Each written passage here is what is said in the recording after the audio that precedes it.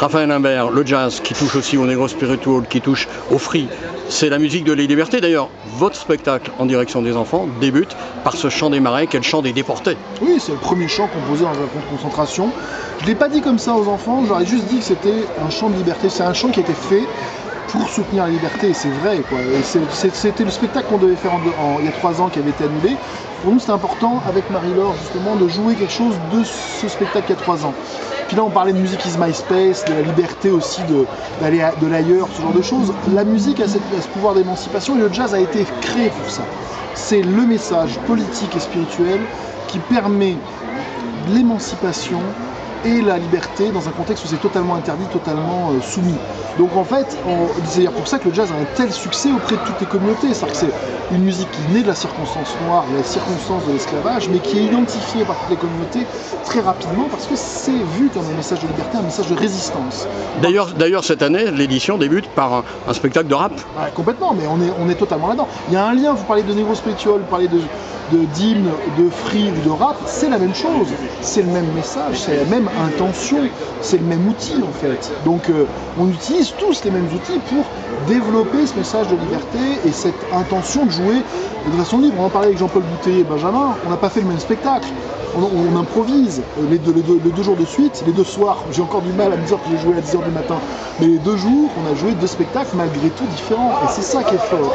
Et accepter cette part de chaos, cette part de liberté, cette part de changement en permanence, c'est pas reposant, mais c'est vivant, et c'est ça qui est important. Il y a quelque chose qui inspire tout ça, c'est l'esprit, c'est le souffle. Vous parlez beaucoup de spiritualité, vous avez d'ailleurs étudié là-dessus, spiritualité dans les chants afro-américains, la musique afro-américaine.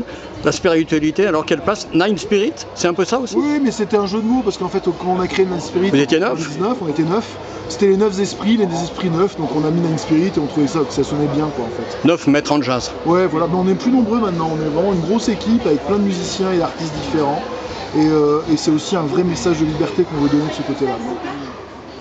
Vous avez produit sur France Musique, ça va attirer mon attention, une émission qui avait pour titre, et d'ailleurs il y a un livre, Jazz et franc-maçonnerie. Il y a des rapports entre tout ça? Oui, parce qu'il y a eu des jazzmen francs-maçons?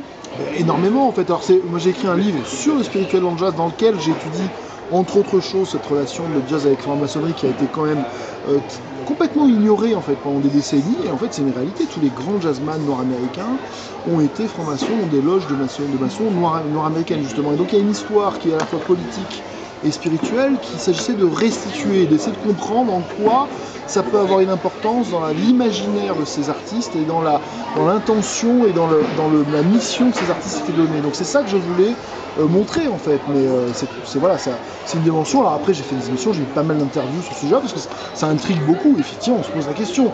Mais rendez-vous compte, c'est-à-dire qu'on ne se pose pas la question pour Mozart, pourquoi on se la pose pour Duke Ellington? C'est un peu remettre un équilibre un peu dans la vision qu'on a d'un phénomène musical qui va bien au-delà de l'esthétique musicale. Ultime question, tout ça, ça a un sens dans cette ville de Vienne, qui est une ville maçonnique par excellence. Quand on débarque à la gare, il y a un temple maçonnite qui est au-dessus des quais. J'ai bien remarqué, c'est assez rare en France. Alors, aux États-Unis, c'est une monnaie courante. J'ai beaucoup étudié la question. Là-bas, les temples ont pignon sur rue et tout ça. Ici, c'est moins courant, c'est lié à l'histoire évidemment, mais c'est vrai que Vienne a une grande histoire là-dessus. Et je trouve ça intéressant de se remémorer cette histoire commune autour du jazz, de cette question-là. Mais c'est aussi la question des religions, c'est aussi la question des philosophies qui ont été développées à partir des années 60 par les musiciens de free jazz. Enfin, il y a énormément de sujets comme ça qui sont parallèles, qui sont concomitants à cette réflexion globale.